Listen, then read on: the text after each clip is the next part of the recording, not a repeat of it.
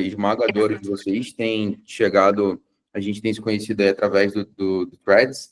É muito bom poder compartilhar com vocês um pouco dessa jornada.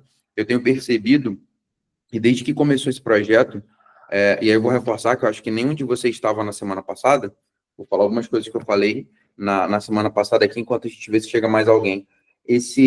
Geralmente é às 19, a gente fez um pouco mais cedo hoje, que eu vou ter que ir para uma outra missão, não foi 19h30, mas geralmente os nossos encontros são terça às 19, tá? Então, ó, de antemão, eu não sou pastor, não tenho nenhum compromisso em bater nenhum tipo de meta ou nada nesse sentido. Fiquem tranquilos, que o meu desejo, que tem nascido no meu coração, como vocês têm visto nos textos, é falar de Jesus, com uma vontade incontrolável de falar de Jesus, do que ele fez na minha vida, em algum momento. Eu acho que é até legal a gente estar trocando essa ideia. Eu já considero todos vocês meus amigos, então quero conhecer mais vocês, eu quero que a gente firme uma amizade aqui. Não, Suelen, seja bem-vinda, amiga. Não tenho nem, tem que terminar o estudo, tem que terminar nada. O nosso estudo aqui é um momento que a gente se encontra para falar de Jesus.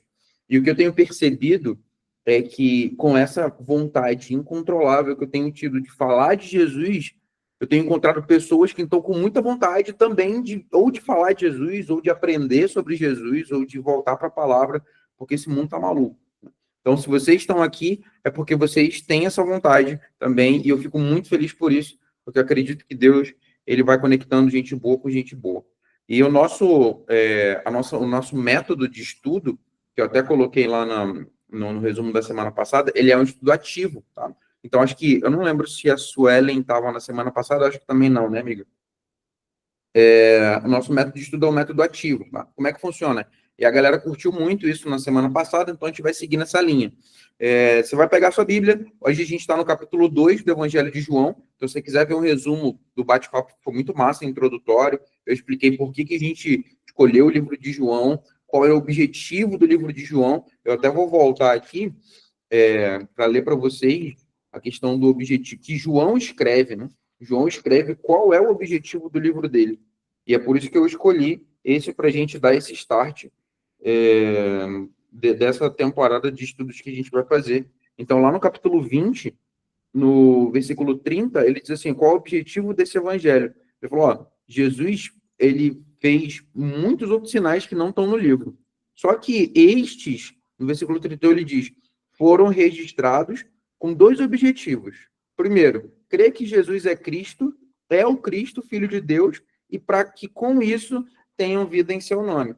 Então, a gente vai estudar isso, a gente tem dois objetivos para alcançar. Todos nós cremos ainda mais que Jesus, de fato, é o Cristo, é o Messias, é aquele que pode transformar a nossa vida e, consequentemente, crendo, a gente tem a vida em seu nome. Mas, cara, eu estou falando aqui de uma outra vida. Estou falando de uma vida que realmente vale a pena ser vivida. Uma vida que é transformada, uma vida que, ao lado de Jesus, ela tem um outro sabor. As dificuldades são enxergadas por uma perspectiva diferente. Eu sei que todo mundo tem o seu corre, todo mundo tem muitas vezes os seus desafios, os seus sofrimentos. Então, já queria começar a estender esse convite. Se você está aqui é porque está buscando alguma coisa.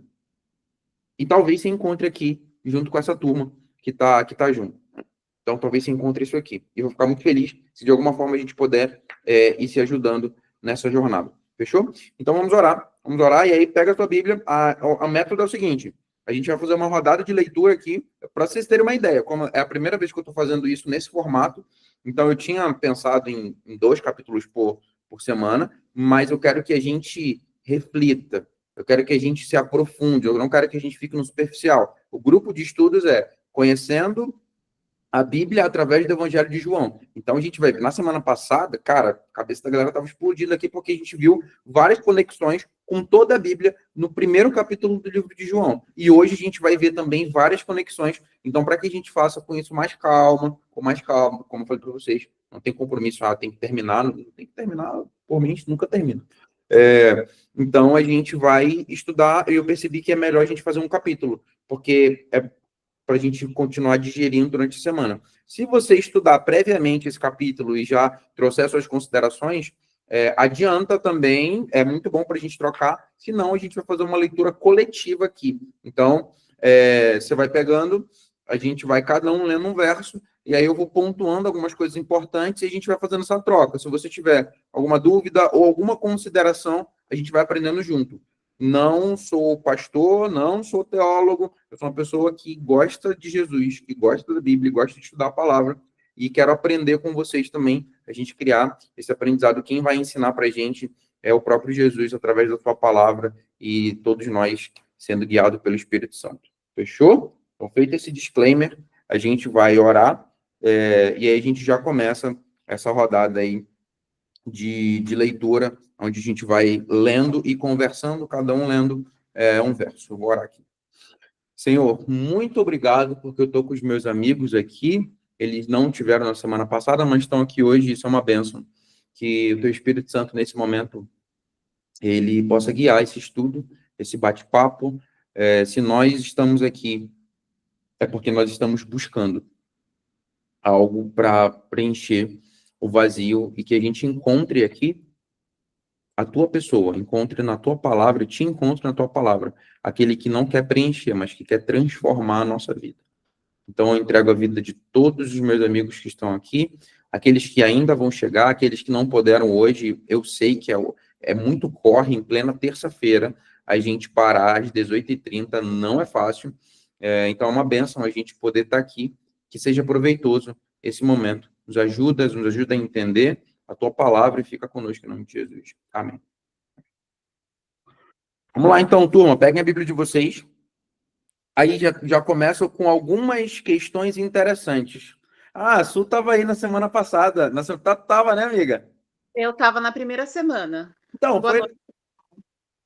não, foi a primeira, foi verdade, teve encontro zero, né? Você perdeu a semana passada, é verdade. Foi bom, amiga. Consegui estar junto. Não, tranquilo. E aí eu mandei o resumo lá, e tem o resumo e tem a gravação. É por isso que eu gravo, que a galera pode querer assistir depois, como eu sei que corre para todo mundo. Quem quiser assistir depois, coloca na velocidade 2 aí e vão para cima. Então, agora o que a gente vai fazer? Vocês já sabem o nosso método de estudo, vou botar a Su, que já se disponibilizou aí para começar a leitura, e eu vou só dar um contexto rápido antes de a gente começar algumas coisas que já devem chamar a nossa atenção. Cara, João, lembra o que eu li lá, né? Falou que tem muitos outros sinais e milagres que não estão nesse livro.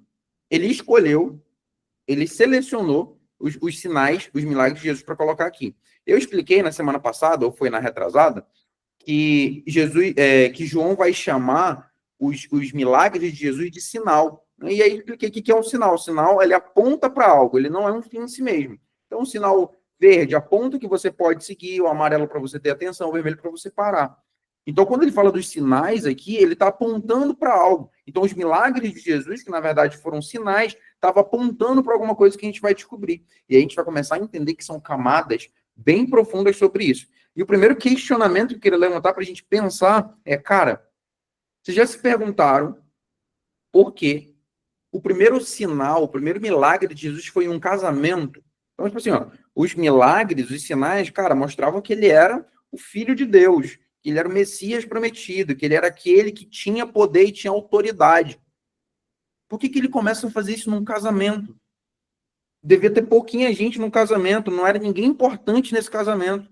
Não ia, se ele fosse fazer uma estratégia digital, eu trabalho, eu tenho uma empresa que trabalha com estratégias digitais. Eu falaria, Jesus, cara, começar para trazer, para mostrar quem você é.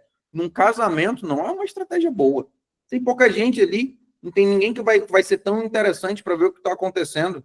Mano, faz uma live, né? Faz uma live, mostra para todo mundo. Vai para o templo, naquele tempo não tinha live, né? Então, vai para o meio do templo, porque é onde todas as pessoas que estão esperando o Messias estão indo. Vai para o templo, vai para a sinagoga, faz um milagrezão lá gigante. Não. Ele começa num casamento. E aí a gente vai entender por que ele começa num casamento. Começa a leitura para a gente, Su, aí vamos. Su, João, Pedro, Douglas e eu, e aí a gente vai fazendo essa volta, beleza? Quantos? Só um, vai lendo um e a gente já passa para o próximo. Deixa só a Natasha chegar aqui, segura aí rapidão. só para não cortar depois, enquanto a gente estiver lendo, aí eu já falo com ela aqui. Oi, Natasha, seja bem-vinda, amiga. Você chegou no exato momento que a gente vai começar a fazer a leitura coletiva do capítulo 2 do Evangelho de João. Então vem com a gente que você é muito bem-vinda. Beleza, Pedro, fica tranquilo. Então Pedro vai só ouvir, pula. João e Douglas podem acompanhar a gente na leitura? Posso. De boa aqui. Beleza. Fechou. Então a gente começa. Suelen, João, Douglas e Nath, você pode acompanhar a gente na leitura também? Qual versão da Bíblia vocês estão usando? Cara, aqui eu tô na revista Almeida, mas não tem problema não. Aqui se você tiver aí, tá de boa. Revista Almeida. Então vai, Suelen, João, Douglas e eu, e aí a gente fica voltando assim. Pode ir, amiga. E ao terceiro dia fizeram-se umas bodas em Caná da Galileia, e estava ali a mãe de Jesus. Vai, Jesus João. também foi convidado com seus discípulos para o casamento. Douglas. Tendo acabado o vinho, a mãe de Jesus lhe disse: Ainda tá no 3 ainda. Vai. eles não têm mais vinho. Isso, segura aí. Galera, parece bem simples aqui, mas aqui já tem muitas coisas que eu queria conversar com vocês. Primeiro, já começa assim, 3 dias depois. Tiago, 3 dias depois de quê? É importante a gente entender que algumas coisas já tinham acontecido, nesses 3 dias. Então, como a gente viu na semana passada, já tinha tido o batismo de Jesus, que foi um episódio muito interessante, né? O João batiza Jesus ali. Jesus já tinha ido para o deserto, ele já tinha voltado. Quando ele volta, João Batista já tinha olhado para ele e falado assim: ó, eis o Cordeiro de Deus que tira o pecado do mundo. Isso já tinha acontecido, toda essa parada tinha acontecido. Jesus já tinha chamado os primeiros discípulos, então muita coisa tinha acontecido. E quando ele começa aqui, 3 dias depois, 3 dias depois de todos esses acontecimentos. Então, ó, beleza, aconteceu isso e acontece um casamento. Houve um casamento em Caná da Galileia e achando-se ali a mãe de Jesus. Então, a Janaína não vai entrar aqui, acho que a Janaína estava na semana passada. Daqui a pouco ela aparece aí. Esse fato de haver um casamento em Caná era um interior, era o interior da Galileia. Janaína, seja bem-vinda, amiga. Opa, paz do Senhor, boa noite. Boa noite. Janaína sabe como é que funciona aqui, ela estava na semana passada, a gente está já no capítulo 2, acabamos de começar, então na próxima rodada de leitura você já entra, tá bom? Fechou. Beleza. Então, ali onde era Caná da Galileia, era no interior, então era uma cidadezinha do interior. Provavelmente, alguns comentaristas falando assim, por que Maria estava ali naquele casamento? Por que essa informação é importante? João faz questão de colocar essa informação. E aí eu vou sempre transportar vocês para algumas questões. Imaginem o seguinte, quando João escreve, quando ele seleciona para escrever essa história, isso já tinha passado, né, quando ele vai escrever o livro. Muitas outras histórias já tinham passado. O Evangelho de João, ele é tão lindo, porque ele mostra muitos encontros pessoais de Jesus. A gente vai ver no capítulo 3, que é o da semana que vem, cara, Jesus e Nicodemos. É muito bonito o encontro de Jesus com Nicodemos. A forma como os dois se encontram de pessoal ali. Então, Jesus tem muitos encontros pessoais no livro de João. João já tinha catalogado todos esses encontros. Jesus já tinha morrido. Jesus já tinha ressuscitado. Os discípulos já tinham começado a ser perseguidos. Depois de tudo isso, João começa a escrever. Quando ele escreve isso aqui, eu fico imaginando ele lembrando e escrevendo sobre o casamento, sendo que ele já tinha em mente tudo que tinha acontecido após isso. E esse foi o primeiro sinal. E olha o plot twist aqui. O primeiro sinal foi num casamento. E isso tem um significado muito mais profundo. Se a gente for olhar o casamento no Antigo Testamento, ele sempre vai ser um símbolo da aliança de Deus com o seu povo. Se a gente for olhar no Novo Testamento, nós fala aqui que a igreja é a noiva do Cordeiro. Então, o casamento, ele é um fio condutor que passa por toda a Bíblia. Por toda a Bíblia. Isso já é uma coisa bem interessante. Outro ponto é que o casamento é instituído no Éden, né? Lá na criação, Deus coroa a criação com o casamento de Adão e Eva. E tudo isso está conectado, está conectado. Eu vejo que muita gente, não sei vocês, só para a gente ir se conhecendo melhor aqui, todo mundo é do contexto religioso, frequenta alguma igreja, ou tem gente que, cara, não, já ouvem muitos sermões por aí ou não? Eu cresci na igreja, mas eu dei uma afastada e eu tô voltando agora a buscar mais, conhecer mais a palavra por vontade própria, porque eu fui criado na igreja, mas era em questão familiar mesmo, então foi Obrigado. sempre uma pressão. Maneiro, Joãozão. Eu tenho uma outra parada comigo sobre isso, é que todo mundo passa por esse ponto de quem é crescido na igreja por causa da família, chega um ponto que você toma a sua própria decisão. Ou você tem um encontro com Jesus de forma individual, e isso muda a tua vida, ou tu sai fora. Então, Exato. todo mundo passa por isso, né? Eu passei por isso, e você está passando por isso agora, que bom que você está aqui. Acho que o Douglas ia falar alguma coisa, abriu, depois fechou de novo, mas fora isso, todo mundo do contexto ouve bastante sermão, não? Eu sim, também. Também, né? Eu também, desde de pequeno, minha família também frequentava a igreja, e eu também, eu ia junto com a minha avó para cuidar da igreja. Obrigado. Eu tô há 17 anos. Pedrão, depois joga aqui no chat também qual que é a tua história em relação a isso. Por que eu estou perguntando isso? Porque se vocês estão familiarizados com a história em si, eu posso aprofundar um pouco mais. Um pouco mais, em que sentido? Vocês já devem ter ouvido diversos sermões sobre a importância, porque Jesus faz o primeiro milagre num casamento, porque ele quer mostrar a importância do casamento, porque Jesus quer transformar o seu casamento, porque ele quer salvar o seu casamento. Tudo isso é muito bonito, de fato. Mas é muito mais profundo do que isso. A gente vai perceber hoje, no desenrolar disso aqui, que Jesus, ele está preocupado, sim, com as questões mais cotidianas da nossa vida. E mostra isso. Jesus, ele é uma pessoa, eu sempre falo isso, né? Jesus é uma pessoa, não é uma ideia. É uma pessoa que quer se relacionar em todos os aspectos da nossa vida. Entretanto, o compromisso dele não é com o nosso problema do dia a dia. O compromisso dele é com a nossa salvação eterna. Jesus veio para resolver um problema muito mais crônico do que o nosso problema do dia a dia. Ele veio para resolver o problema do pecado. O problema do pecado. Então, você já começa a pegar uma camada mais profunda e a gente vai entender como que esse primeiro milagre vai apontar para o real problema que Jesus veio resolver. E isso é muito bonito. Então, beleza. Por que Maria estava ali? Provavelmente, alguns estudiosos acreditam que Maria estava ali porque ou ela era parente dos noivos, ou ela era muito amiga da família, ou ela simplesmente estava ajudando nos preparativos, o que era comum para as mulheres da época. Se vocês em algum momento viram o The Chosen, vocês viram que a Maria estava ali ajudando porque estava dentro desse perfil, né? Então, alguns comentaristas bíblicos que vão trazer esse contexto da época vão dizer essas possibilidades dela tá ali com essa galera, tá? Então, seguindo, o versículo 2, né? Jesus também foi convidado com os seus discípulos para o casamento. Então, ela estava ali, Jesus também foi convidado. Tem alguns insights interessantes. Jesus foi convidado, ele não foi convidado sozinho. Jesus foi convidado. Geralmente a gente vive hoje, vocês que agora que eu estou entendendo como que está mais aqui o nosso grupo, e você que cresceu nesse contexto religioso ou não, você já pode ter passado por isso, conhece alguém que já passou por isso, e geralmente, cara, eu só disco para Jesus quando eu estou passando por um BO muito gigante.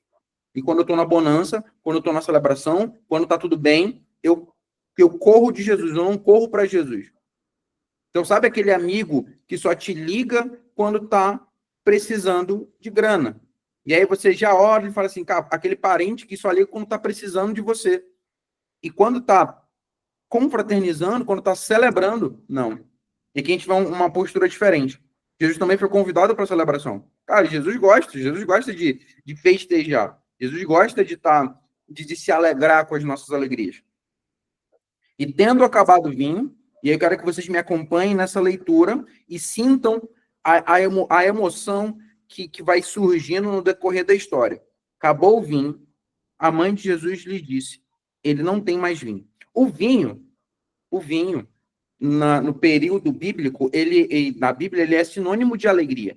Ele era sinônimo de alegria. E vocês já devem saber disso, mas uma festa, nos tempos bíblicos, ela durava em torno de 7 dias. Você já pensou alimentar uma turma por 7 dias, mano? Haja boi, vaca e vinho, né?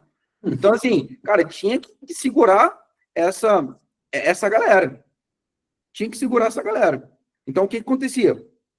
O vinho era muito importante. Vinho, música, para manter isso. Então, o vinho acabar era um vexame gigantesco. Jesus sabia disso. Mas ainda assim a mãe dele vai lá. Ainda assim a mãe dele vai lá. Jesus sabia tudo o que estava acontecendo. Jesus não estava desligado da situação. Mas ainda assim a mãe dele vai lá. E aí ela fala: tendo acabado o vinho, a mãe de Jesus lhe disse: ele não tem mais vinho. Como estava na minha vez de leitura, eu vou ler o 4 aqui, a gente conversa um pouco e aí a gente já vai para mais uma rodada. Mas Jesus disse: mulher, que tenho eu contigo? Ainda não é chegada a minha hora. E essa frase também é bem carregada. Primeiro, como já é muito discutido por aí, parece muito ríspido num primeiro momento, a forma como Jesus está falando, né?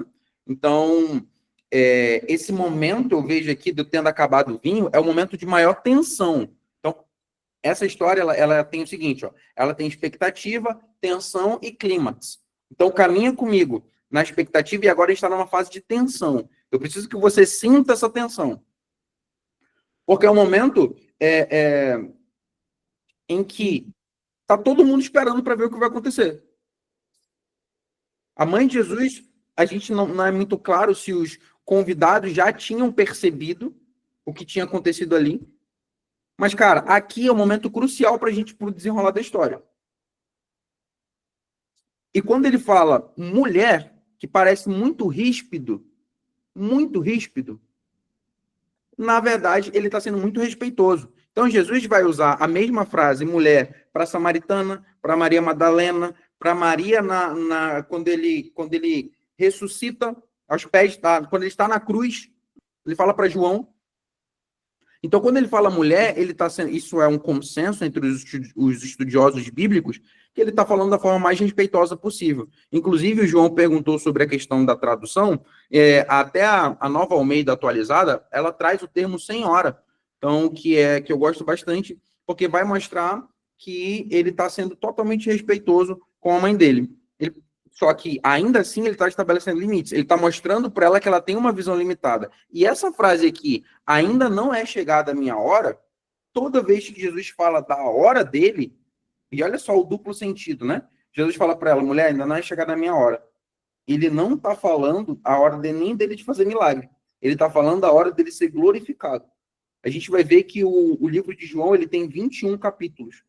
E nos primeiros 12, a primeira parte, são os livros dos sinais, e depois o livro da glorificação. Tem uma virada que a gente vai ver quando a gente chegar no capítulo 12, que ele fala assim, ó, quando ele ressuscita Lázaro, e aí logo em seguida, eles tramam para matar Jesus, aquela coisa toda, e aí ele fala assim, agora é chegada a hora de ser glorificado o Filho do Homem. E quando ele fala isso, onde é que ele vai ser glorificado? Na cruz. Na cruz. Só que a hora que os judeus estão esperando é a hora em que ele vai tomar o lugar, ele vai virar o rei, e eles vão subjugar Roma, e vão dominar o mundo, e vão ser os bambambãs. E a gente até falou sobre essa expectativa judaica, porque, cara, vocês lembram do Êxodo? Vocês lembram como foi que Deus tirou o povo do Egito?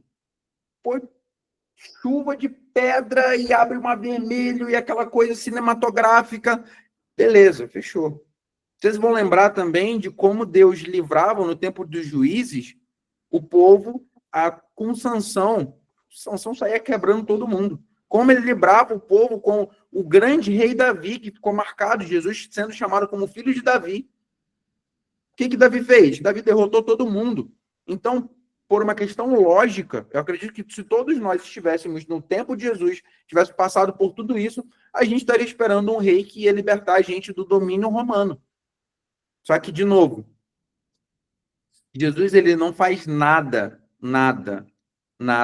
de forma convencional. Jesus não é convencional. Jesus, ele é intencional. Então, tudo nesse livro, principalmente no livro de João, é um grande aprendizado sobre o que ele quer fazer na nossa vida. Sobre o que ele quer fazer na nossa vida, sobre o que ele quer fazer na sua vida.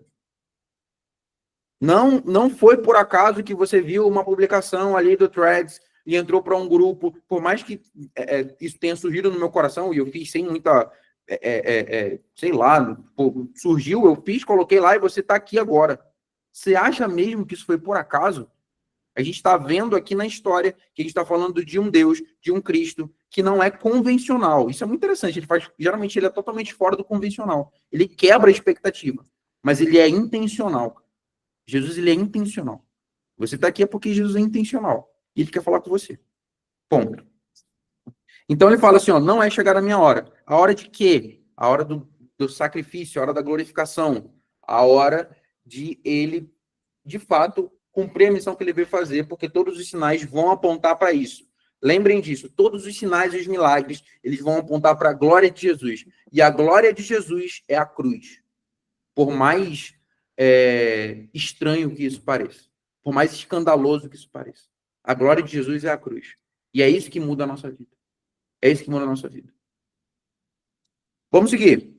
Versículo 5, vamos fazer mais uma rodada de leitura. Agora, Janaína, se você quiser começar, você pode começar e aí isso. Depois da Janaína, você segue com os meninos aqui também.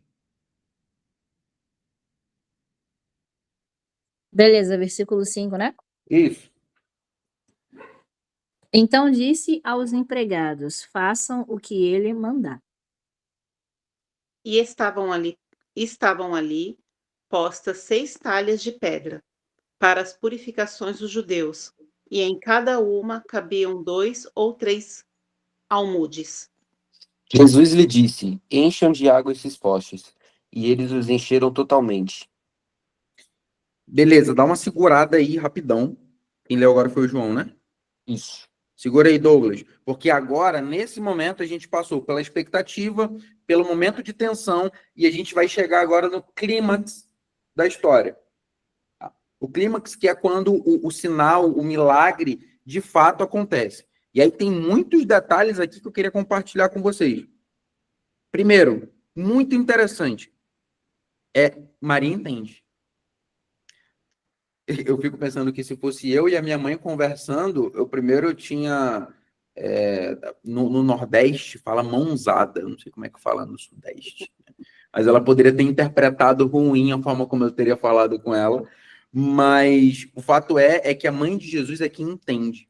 Entende o que o filho dela, mas que é filho do Deus Todo-Poderoso, está falando. E naquele momento, ela dá um conselho que muitas vezes é negligenciado. A única resposta de Maria aqui, já para os serventes, fazei tudo o que ele vos disser. Cara, se a gente fizesse tudo que Jesus diz para a gente fazer, a gente teria uma outra vida. Agora, eu entendo, não é fácil. Porque a gente vai ver, eu quero que vocês guardem essa palavra aqui, esse conselho de Maria, para quando a gente for estudar Jesus falando que quem quer ser discípulo dele de verdade, eu fiz um thread sobre isso esse dia, tem que carregar, são verdades inconvenientes. E às vezes a gente não quer fazer uma verdade inconveniente. A gente quer o Jesus que tem o poder para transformar. A gente quer o Jesus que deu a vida por nós, que é amor, que é misericórdia, e está tudo certo. Só que o preço que ele pagou não foi barato. É de graça para a gente, mas não foi barato. E quando a gente ama uma pessoa, e a gente quer a todo custo seguir aquela pessoa, a gente tem que estar preparado para lutar não contra os outros. A Bíblia não foi feita para a gente bater nas pessoas. Então você nunca vai me ver usando aqui a palavra de Deus para falar de fulano ou de Beltrano. Você vai ver eu usar a palavra de Deus para falar de mim. Para falar dos meus erros, dos meus problemas. E como a Jana colocou aqui, ninguém quer o evangelho de confronto. A gente quer de conforto. Mas, cara, quando eu olho para a palavra, isso é muito difícil, cara. Às vezes as coisas que eu escrevo, eu estou tentando colocar aquilo que mais dói em mim, que é mais difícil para mim. Porque é muito difícil a gente lutar contra o nosso próprio eu. É muito difícil a gente lutar contra o nosso próprio egoísmo. Mas uma das outras frases que me acompanham é: quando eu não estou lutando contra os meus maus desejos, é porque eu já estou sendo dominado por eles. Já estou sendo dominado por eles. Isso, algumas vezes, é até um pouco. E, de novo, por que a gente está aqui, né? Por que a gente está aqui? Porque a gente está com sede. A gente está com sede. E a água da vida, que é Jesus, está dizendo para gente o que a gente precisa fazer. A gente aceita.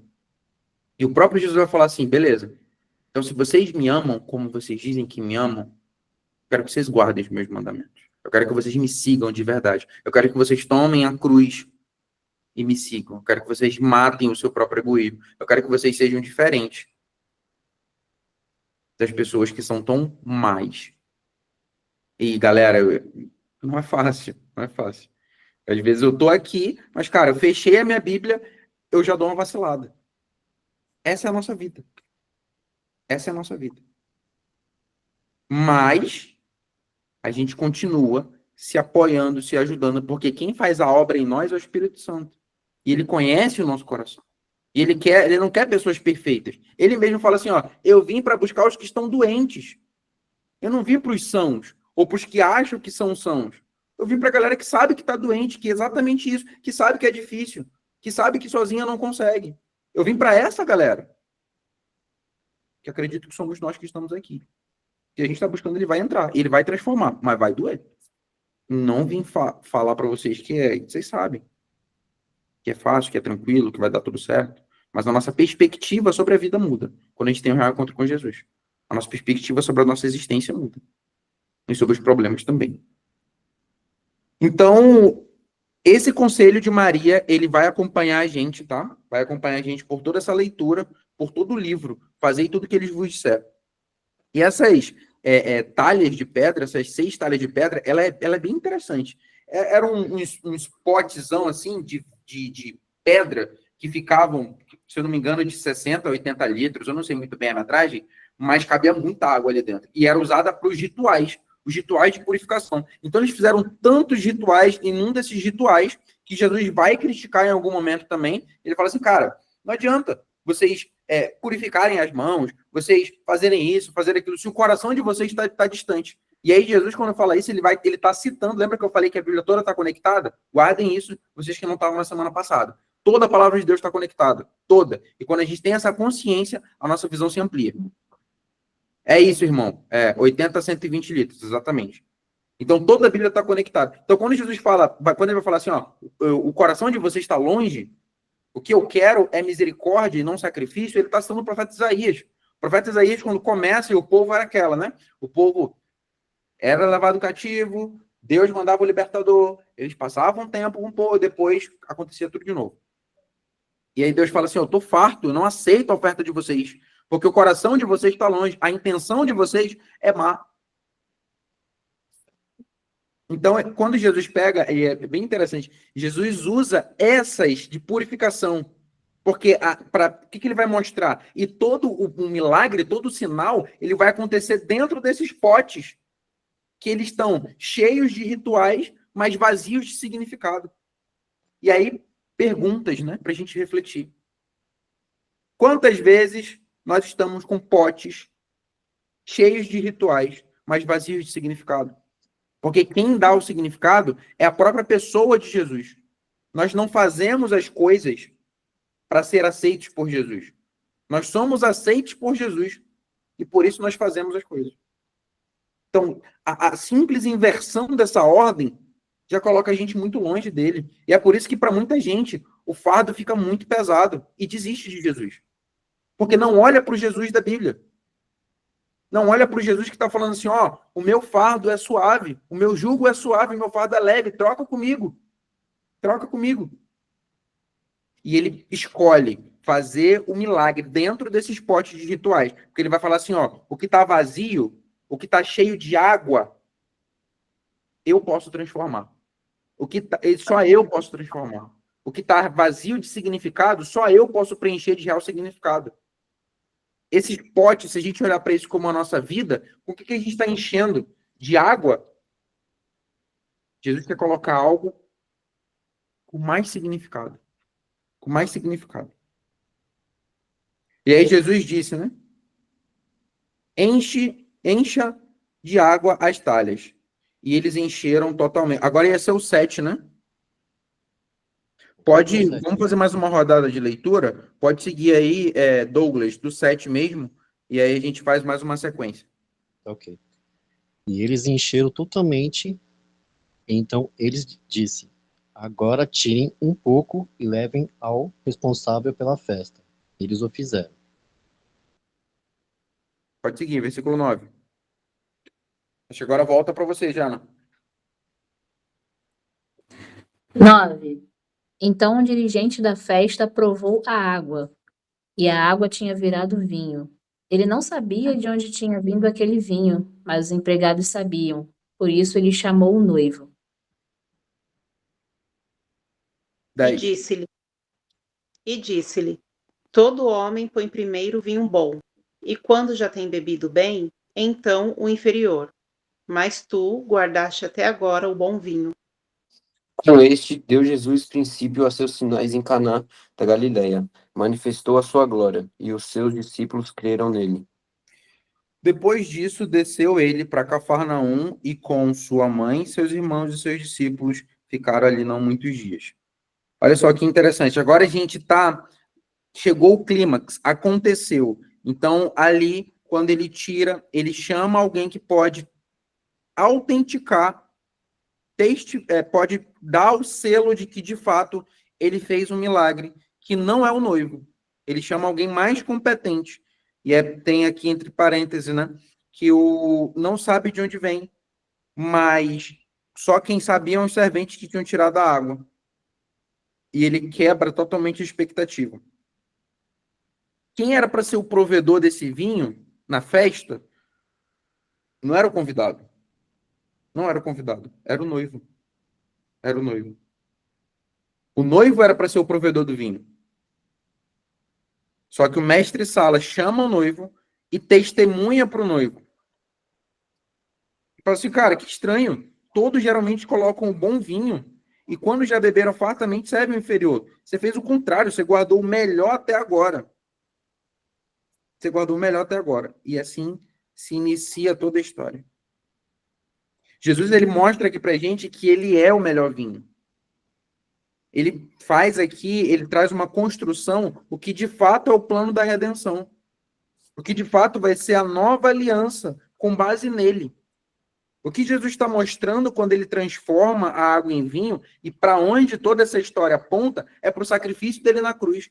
Quando ele derrama o sangue dele, quando ele faz a última ceia com os discípulos e fala que a gente para tomar o vinho, para mostrar que é o sangue dele, comer o pão como o seu corpo, que vai remeter lá ao Êxodo. No final de tudo, Jesus está mostrando como um grande professor o plano da salvação para que eu e você tivéssemos oportunidade de vida eterna. Ele fala assim, o vinho que você tentou por conta própria não vai dar conta. É um vinho inferior. Começaram depois do pecado, só foi vinho inferior, na minha vida e na sua. Vinho inferior, vinho inferior, vinho inferior. Agora eu trago para vocês, com o meu sacrifício, o vinho superior. Porque depois desse vinho, você não precisa de mais nada. Esse vinho que você vai tomar agora é o que realmente vai te satisfazer. Eu sou esse vinho. E a minha pergunta para a gente refletir é: com qual vinho a gente tem preenchido a nossa vida? Com qual vinho a gente tem tentado se embriagar para fugir da realidade que bate à nossa porta? De que o mundo é mau mesmo, de que coisas erradas acontecem, de que a gente está recheado de injustiça. Essa semana, se você não sofreu, você conhece alguém que já sofreu e ainda é terça-feira. Se ainda não deu algum BO, vai acontecer. Me desculpa, mas é a realidade. Porque a felicidade são lampejos. E Jesus vem falar assim, eu sou o vinho que pode, de fato, transformar a sua vida. E eu quero estar com você. Eu estou te entregando esse vinho. Jesus cobrou R$0 por esse vinho superior. E é o mesmo vinho que é a presença dele que ele coloca para a gente hoje. Só que tudo isso custou muito caro. O melhor vinho não foi barato. E é por isso que toda essa história aqui, eu queria que você pensasse como se você estivesse na sala, vendo essa cena. Você está no cantinho da sala, a sala está cheia de gente, você está vendo ali a mãe de Jesus, você está vendo o mestre sala, você está vendo Jesus. E você tem essa noção, você e João, vamos lá, vai tá você e tá João.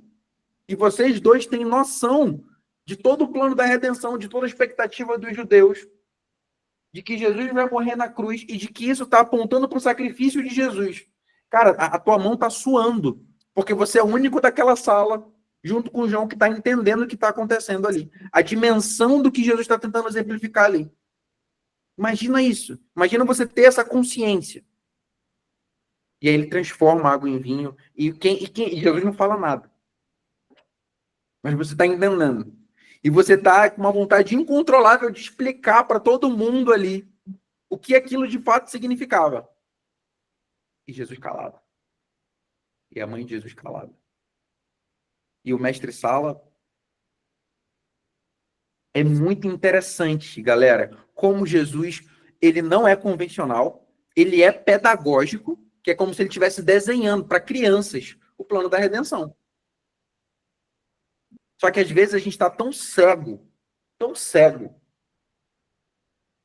o nosso próprio eu, com a nossa própria vida, e que depois, a gente falou sobre isso aqui outro dia, né? A gente vive tanto nessa roda viciosa da ansiedade de ter e o tédio de possuir, que isso mina, isso deixa a gente com a mente anuviada.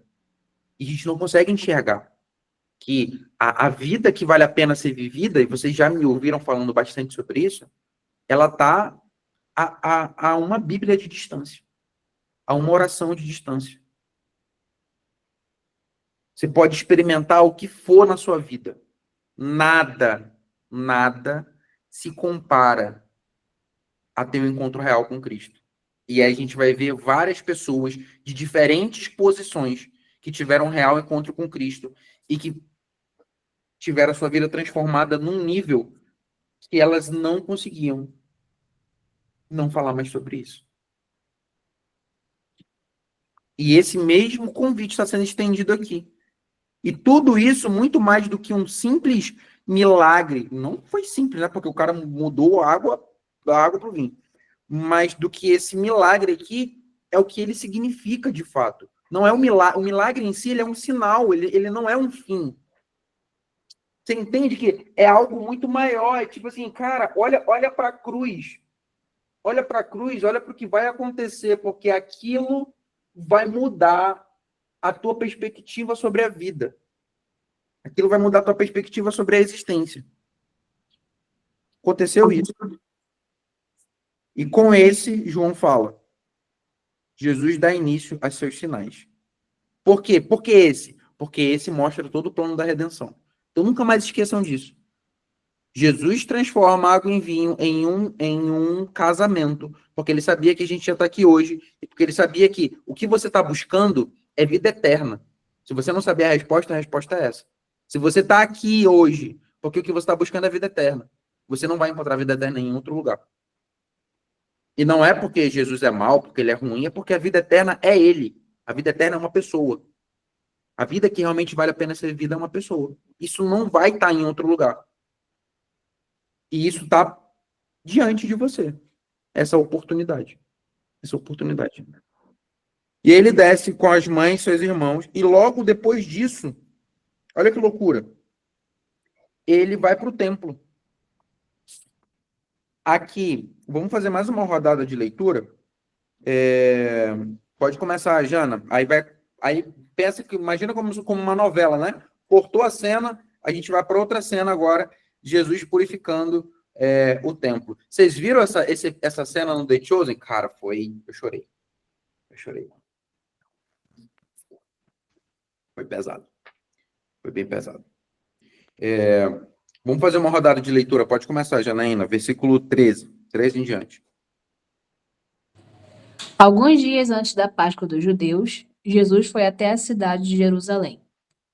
14. E achou no templo os que vendiam bois, ovelhas, pombos e os cambiadores assentados. Tendo feito um arrozague de cordas, expulsou todos do templo, bem como as ovelhas e os bois. Derramou pelo chão o dinheiro dos cambistas, virou a mesas. E disse aos que vendiam as pombas: tirem essas coisas daqui, não façam da casa do meu pai uma casa de negócios. Lembraram-se, olha só que interessante, né? Lembraram do que eu falei para vocês, a Bíblia toda está conectada. Lembraram-se os seus discípulos do que está escrito: o zelo da tua casa me consumirá. Vamos até o 22, que aí a gente já fecha esse bloco. Pode seguir. 18. Diana.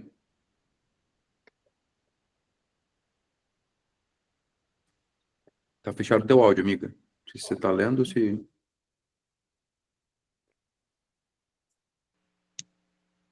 Oi, minha vez? A gente vai direto pra gente fechar esse bloco logo. 18, lê pra gente. Ah, beleza. Aí os líderes dos judeus perguntaram: que milagre você pode fazer para nos provar que tem autoridade para fazer isso? E Jesus respondeu e disse-lhe: derrubai este templo e em 3 dias o levantarei. Replicaram os judeus: em 46 anos foi edificado este santuário, e tu, em 3 dias, o levantarás? Ele, porém, se referia ao santuário de seu corpo, quando, pois, Jesus ressuscitou dentre os mortos. Os discípulos dele se lembrarão que ele tinha dito isso e creram na Escritura e na palavra de Jesus. Olha isso. Lembra que quando João escreveu, tudo isso já tinha acontecido. Ele escreveu depois da ressurreição lá de Jesus. E sabe o que mais me chama a atenção aqui? Quem mais entendia, quem estudava, quem passava a vida inteira estudando a palavra de Deus, que eles tinham na época, que era a Torá, não entendeu. Não entendeu que estava diante dos olhos dele, que o Salvador do universo estava diante dos olhos dele. Eu não sei se vocês lembram que a gente leu, não, né, que vocês não tavam, a Jana estava, mas logo no início, no prólogo, né, João escreve lá no versículo 10, o verbo, capítulo 1, versículo 10, o verbo estava no mundo, o mundo foi feito por intermédio dele, mas o mundo não o conheceu. Veio para o que era seu, e os seus não o receberam. Está aqui, é isso. Cara, os caras estudavam, ensinavam sobre o Messias. A expectativa messiânica, ela estava pulsando na nação dos judeus. E os caras não viram quando Jesus estava ali. Por quê? Porque não era como eles esperavam. E eles foram confrontados com isso. E ninguém gosta de ser confrontado. Ninguém gosta. Mas eu já falo para vocês. Vocês já sabem como é que é meu estilo de escrita ali no Threads. Se a gente não está sendo confrontado pela palavra, e aí todos, independente, alguma coisa está errada não com a palavra, mas com a gente. Porque a palavra é como uma espada de 2 gumes, afiada, e ela corta. Porque a gente está quebrado. É o único jeito. É nascer de novo, como ele vai dizer para Nicodemos no próximo capítulo. Exatamente. Nunca entenderam, o Douglas colocou aqui, nunca entenderam que ele estava ali o tempo todo. E aí, agora assim, ó, não tem como a gente saber uma coisa. Porque, ó, dessa galera, Nicodemos também era fariseu. E Nicodemos não estava entendendo de verdade, com sinceridade. Então, existem 2 tipos de pessoa. Aquelas que não entendem porque porque elas não estão conseguindo, são ignorantes, não no sentido pejorativo da palavra, mas porque não está caindo a ficha. Assim, sabe quando você está estudando uma matéria e ela não entra na tua cabeça de jeito nenhum, você está se esforçando, você está buscando, mas você não está conseguindo entender. Existe esse tipo de pessoa. E eu acredito que dentre eles, alguns eram assim, como a Bíblia vai mostrar que o próprio Nicodemos era assim. Mas existiam outros que estavam amarrados pelo poder, E como Jesus veio subverter essa falsa religião, essa falsa religiosidade, eles não quiseram, eles sabiam que ele de fato era o Messias. Só que eles não aceitariam porque eles teriam que abandonar todo o amor pelo poder, todo o amor pelo que eles tinham para seguir a Cristo. E isso era indispensável para eles. Tanto é que Jesus vai atacar aqui, né, quando ele vai para o templo, quando ele vai purificar o templo, eu vejo assim, ó, exatamente, o Pedro colocou aqui que eles amavam o poder e não a Cristo. Cara, a gente sabe que isso acontece hoje. A maioria da galera aqui é de contexto religioso. Muitas vezes você, e eu não estou aqui para passar pano para nada, muitas vezes a gente vê dentro do nosso contexto religioso pessoas que amam o poder mais do que a Cristo. Amam o poder mais do que a Cristo. E isso afasta as pessoas. E isso, infelizmente, às vezes a gente sente vergonha, cara. Às vezes a gente sente vergonha. Então eu recebo uma galera ferida por causa dos líderes. E é muito triste, porque eu não tenho controle sobre outras pessoas, eu tenho controle sobre os meus atos. Sobre os meus atos. Exato. Porque é confortável, né? O Pedro está falando que o que ele mais vê hoje são pessoas seguindo a religião, não é Jesus. Porque às vezes a religião, ela conforta, não confronta. Jesus confronta. Só que tem um detalhe. O confronto de Jesus é um confronto de amor. É o confronto de amor. O confronto de Jesus é um confronto de misericórdia. Quando eu vejo ele indo para cima, lá no templo, cara, eu imagino, sabe quando você quer defender uma pessoa que você ama com unhas e dentes? Eu não sei aqui se vocês são pais ou mães. Alguém tem filho aqui? Não? Eu também não. Sou pai de pet só. O Douglas tem. Então, ó, por exemplo, o Douglas tem propriedade para falar. Imagina, Douglas, você, para defender o seu filho ou seus filhos, você não faria qualquer coisa? Tudo que for possível. Ao meu alcance, eu faria por eles. Exato. A Janaína tem um bebê de 2 anos ou 2 meses, amiga. 2 anos. Nossa, imagina uma pérola dessa, o que você não faria para defender? E não é que você odeie outras pessoas, ou que não ama, você vai defender o que você ama. E o lugar que ali era o templo era para ser um lugar de oração, ele virou tudo, menos um lugar de oração. E as pessoas estavam sendo impedidas de ter um encontro com o Pai. Vocês lembram lá no Antigo Testamento, vocês lembram como foi que Deus se revelou para Moisés como ele queria que o templo fosse construído? O primeiro, o templo móvel, né, o tabernáculo. Isso é bem bonito também, porque tem a ver, inclusive, com o capítulo 1 de João, onde fala que o verbo se fez carne, versículo 14, né? E habitou entre nós. Essa palavra habitou entre nós é tabernaculou, fazendo uma menção lá ao Êxodo. E tudo isso, Deus ter tabernaculado ali com eles, essa palavra nem existe no português, mas é no sentido de a presença dele ali. Tinha tudo, menos a presença de Deus ali. Menos a presença de Deus. E qualquer coincidência com o que a gente vive hoje não é mera coincidência. Infelizmente.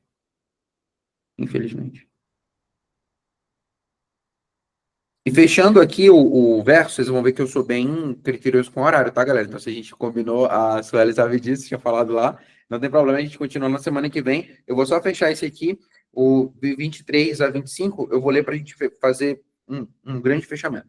Estando ele em Jerusalém, durante a festa da Páscoa, tem muita coisa para a gente falar aqui sobre a Páscoa, mas eu vou guardar um pouco mais para frente. Muitos, vendo os sinais que ele fazia, creram em seu nome. Isso é interessante. Muitos creram só por causa dos sinais. E isso tem que levantar a nossa orelha. Mas o próprio, olha só, né? Mas o próprio Jesus não se confiava a eles, porque os conhecia a todos e não precisava que alguém lhe desse testemunho a respeito do homem, porque ele mesmo sabia o que era a natureza humana. Jesus sabia o que era a natureza humana. Muitas pessoas começaram a crer e a seguir Jesus não pelo que ele ensinava, mas pelas pessoas que ele curava. Você pode estar encontrando hoje. Você pode ter caído aqui hoje, atrás de um Jesus que quer te curar de alguma coisa. Mas esse Jesus fala assim, eu vou te curar, mas eu quero que você me siga.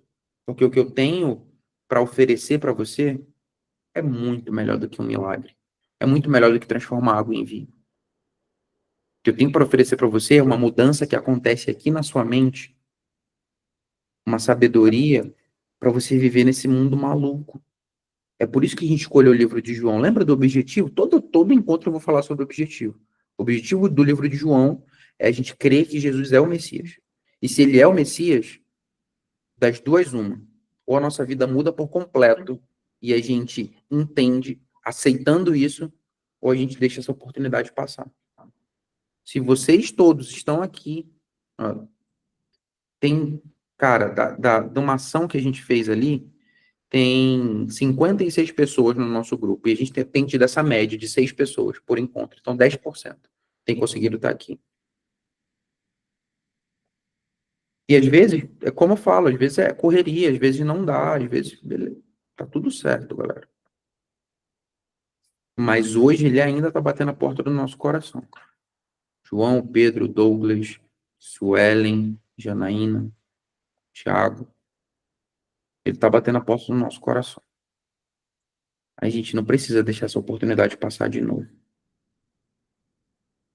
Isso aqui, o meu objetivo com tudo que a gente está fazendo é só colocar uma fagulha dentro do teu coração para você buscar mais a Jesus, buscar mais conhecê-lo, porque ele quer falar com você, ele quer transformar a tua vida.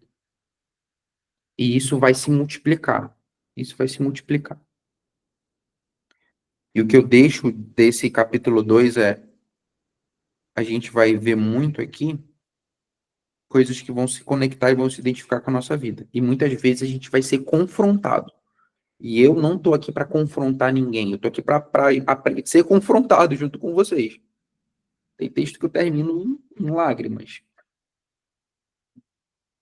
Mas a gente continua buscando. E tem sido, assim, ó, uma experiência muito legal estar aqui com vocês. Semana que vem, se eu puder deixar uma dica aqui para vocês, leiam o capítulo 3.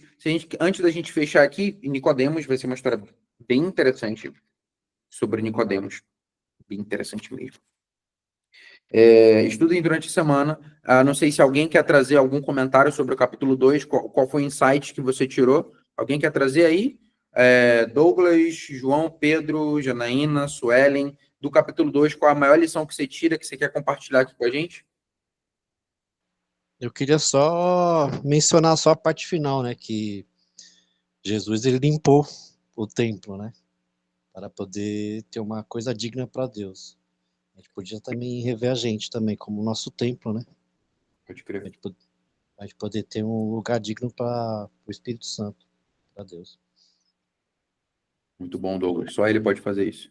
E ele tá disposto, né? Se a gente aceitar, ele tá disposto a fazer isso. Bom demais, bom demais.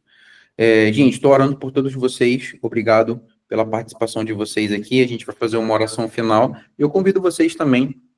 Eu não sei como é que vocês estão agora no relacionamento de vocês com Jesus. Cara, se tá lá em cima, show de bola. Ora por nós aqui, ora por mim. Se não tá lá em cima, se você está se sentindo longe de Jesus, ele está te convidando hoje a você ter um real encontro com ele, porque essa é a melhor vida que você pode viver. E ele vai te guiar. Não fica ansioso pelo que você tem que fazer. A única coisa que ele está te pedindo hoje, se você está longe dele, é para você voltar para ele, se entregar por completo a ele. E ele vai te ensinar durante o caminho, através da sua palavra, através das pessoas, através das coisas que aconteceu. A vida com Jesus e a vida em Jesus é uma vida de liberdade. Liberdade do pecado. Uma liberdade que faz a gente controlar os nossos desejos. Então, isso a gente vai aprendendo na caminhada através do Espírito Santo. Fechou? Vamos orar aqui, então. Obrigado, Deus. Obrigado por hoje. Obrigado por esse aprendizado. Que o Senhor transforme o nosso coração. Que a gente mude de acordo com a tua palavra. Obrigado pelos meus amigos que estão aqui. Pedro, João, o Douglas, a Janaína, a Suelen. Que isso esteja com cada um deles, protegendo os filhos do Douglas, da Janaína, a família de cada um, e para aqueles que já estão andando contigo, ó Deus, que a gente continue, porque a gente sabe que não é fácil. O inimigo já tem trabalhado para que a gente não se encontre aqui, mas a gente quer segurar nas tuas mãos, caindo, levantando, a gente quer agarrar em ti, porque na nossa fraqueza a tua força se revela. E para aqueles que estão longe, que estão precisando renovar, ter um encontro de novo, estão buscando por si mesmos, ter um encontro contigo, não por obrigação, mas por uma necessidade, que o Senhor os encontre também, que eles sintam cada vez mais a tua voz, a tua palavra, o teu abraço. Nos dê uma boa noite, uma boa semana no nosso trabalho, nos nossos estudos, e que a gente tenha a nossa mente ligada a ti, porque essa é a melhor vida que a gente pode viver. Fica conosco, em nome de Jesus. Amém. Amém. Amém. Amém. Glória Valeu, a Deus, Bola. galera. Tamo junto. Tamo Até semana que junto. Vou vem. mandar o resumão lá amanhã e avisa pra galera lá, dar um feedback lá no grupo para quem não veio hoje, perdeu e tá na próxima semana com a gente. Fechou? Fechar aqui a Show. gravação. Valeu, pessoal. Valeu, valeu.